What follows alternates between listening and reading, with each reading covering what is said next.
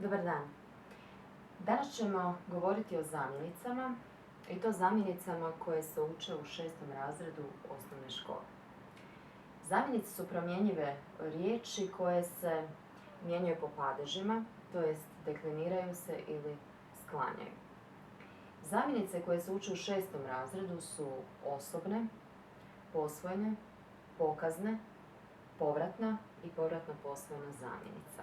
U 7. razredu uče se preostale 3 vrste, a to su upitne, odnosne i neodređene.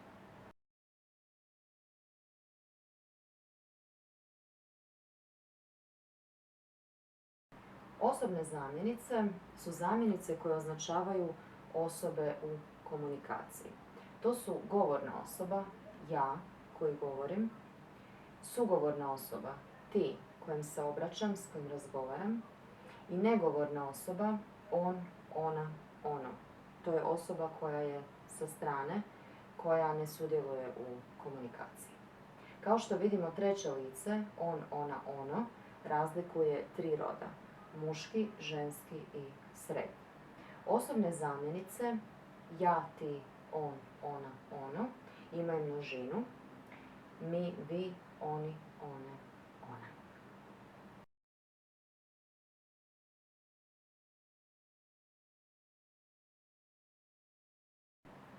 Nakon osobnih upoznat ćemo se s povratnom zamjenicom.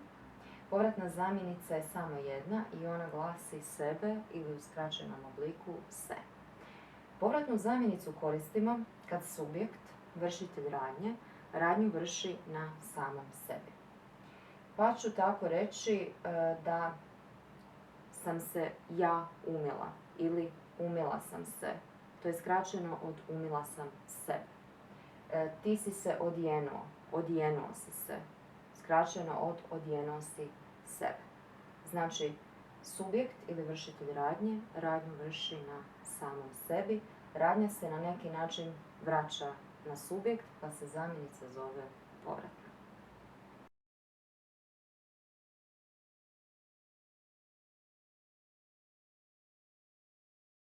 Sljedeće su posvojene zamjenice. Posvojene zamjenice označavaju kome što pripada, to jest čije što. One mijenjaju posvojene pridjeve. Pa ako sam u pitanju ja i nešto pripada meni, onda, ovisno o rodu, to može biti moj automobil, moja torba, moje dijete. Ako nešto pripada tebi, onda je to tvoj automobil, tvoja torba, tvoje dijete. I tako dalje. One imaju jedninu i množinu, kao i osobne zamjenice, i svaka od njih može se deklinirati.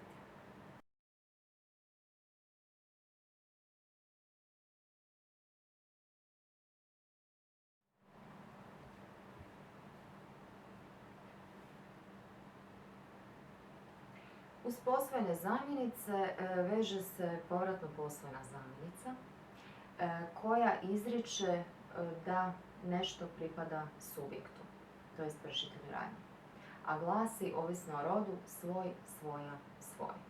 Često se umjesto povratno posvojene zamjenice pogrešno upotrebljavaju posvojene zamjenice.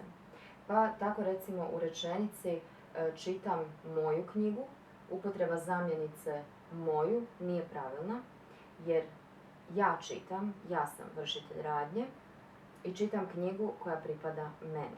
Pa je pravilno reći da čitam svoju knjigu.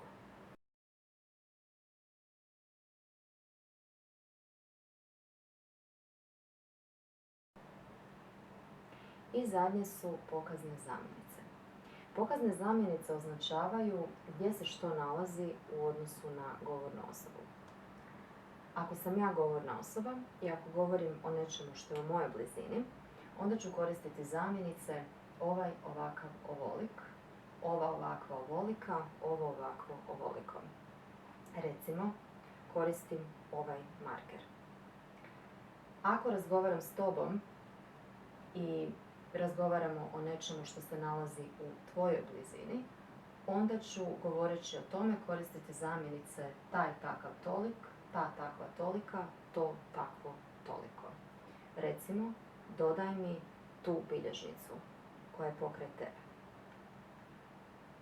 Ako govorimo o nečemu što nije u mojoj i tvojoj blizini, onda ćemo koristiti zamjenice ona je onakav onolik, ona onakva onolika, ono onakvo onoliko.